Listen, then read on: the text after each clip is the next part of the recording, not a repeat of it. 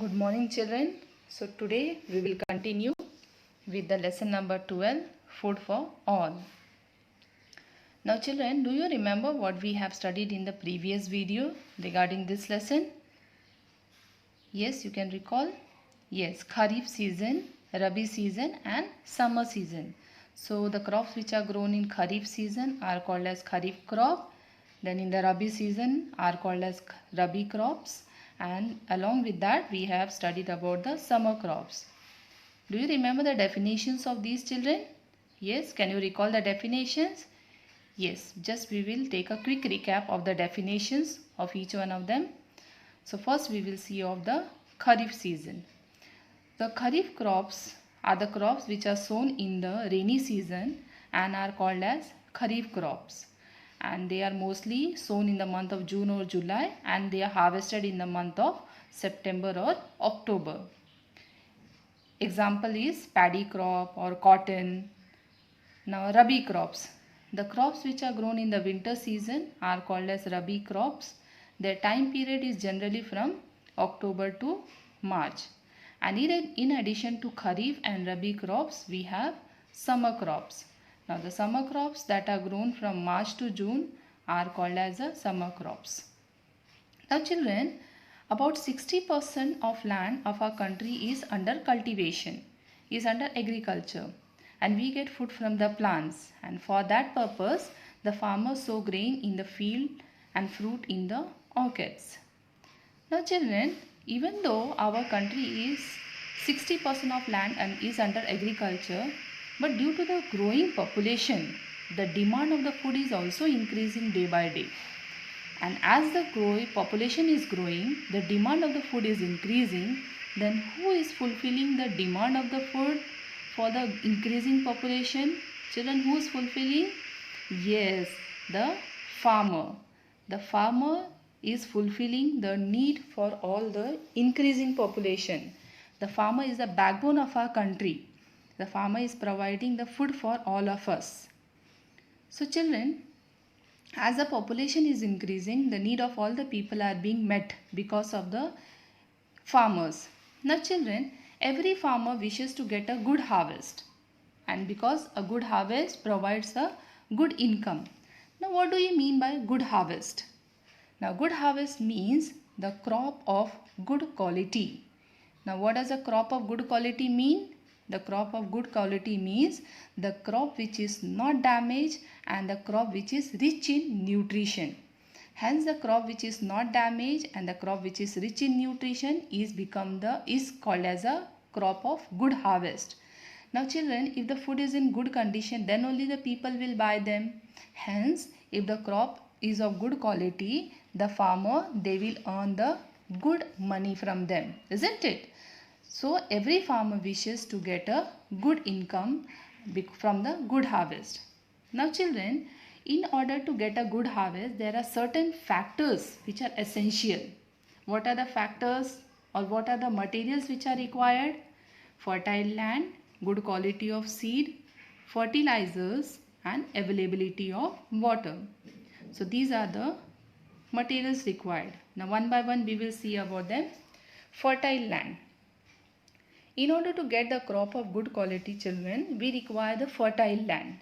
Now fertile land means what? The good quality soil which is rich in nutrition and also the soil which suits the crop. The crop should grow very nicely in that soil. Those soil are called as a fertile soil or the fertile land. So the fertile land is very important.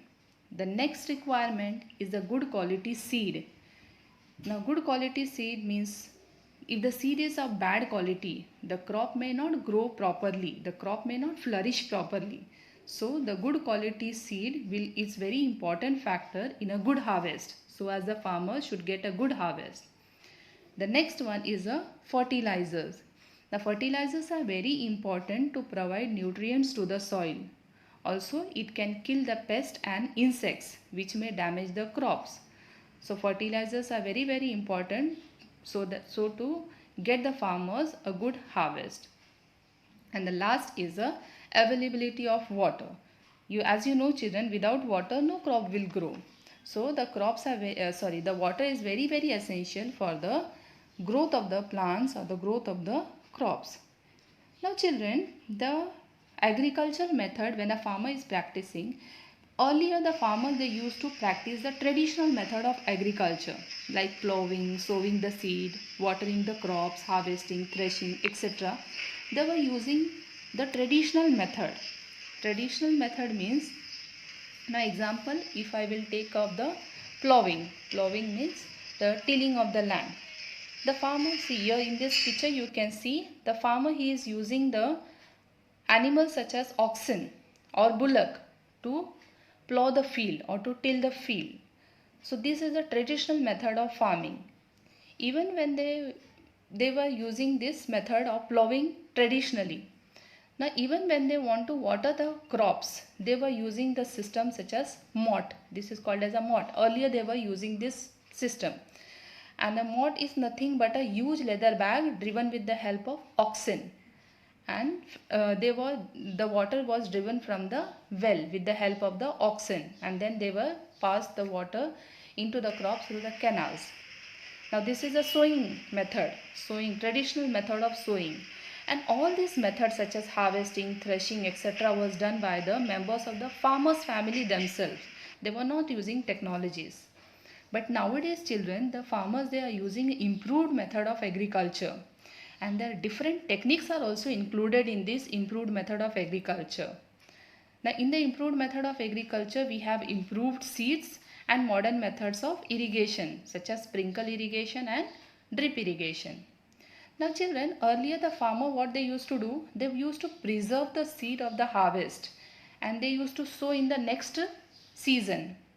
But those seeds did not give the good crop. The crop was average, like no, it was not giving the good crop, good yield. But nowadays the farmers are using improved seeds which are developed through the researchers. The scientists, they have researched them and they are available in the market very easily and they have advantages. Now what are the advantages of using those improved seeds?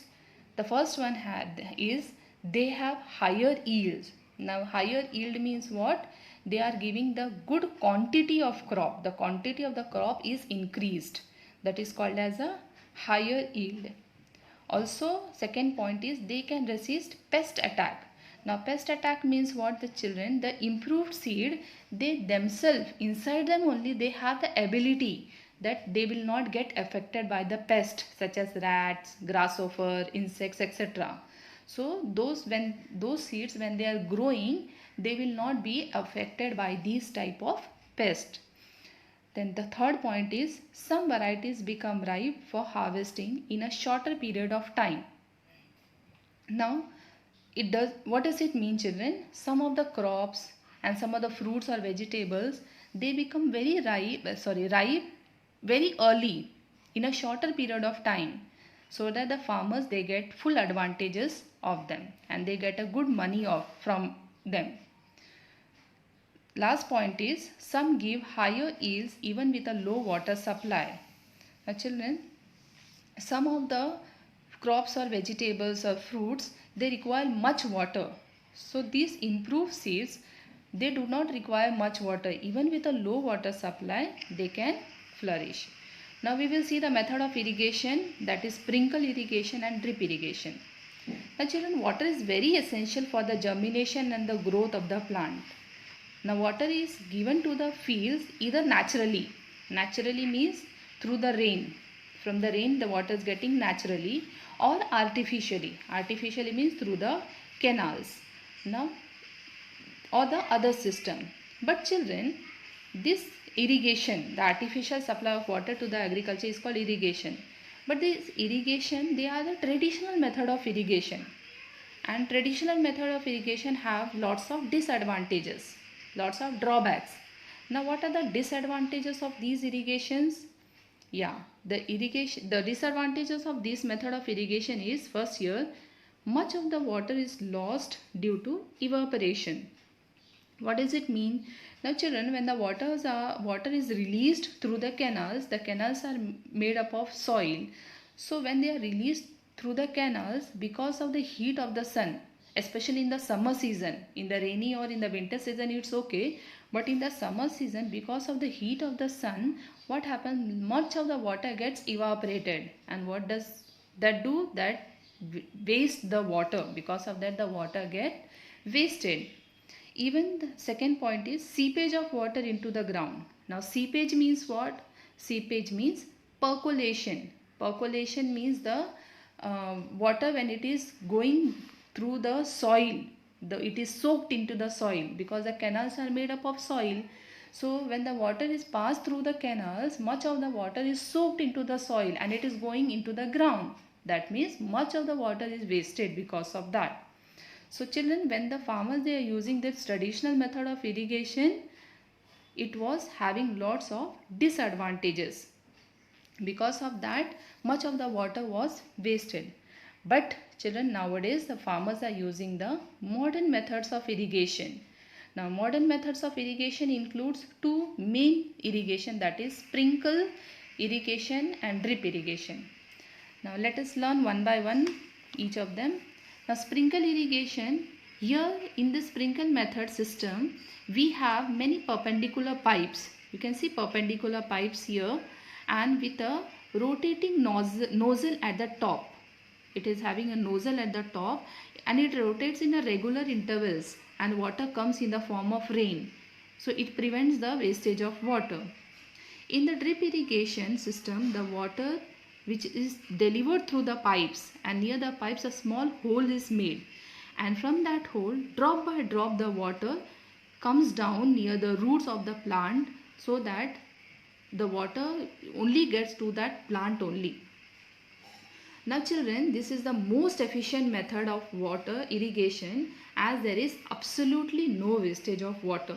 So children, we have completed the two modern methods of irrigation, that is the sprinkle irrigation and the drip irrigation.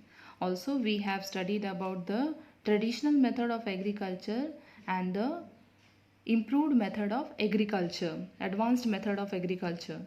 So children, for in this video we will complete only this much. Further we will continue in the next video. Children, I am providing you the notes related to this video. You will write in your notebook with a good handwriting and preserve it. Also read the textbook if it is available with you. So children, thank you. Take care.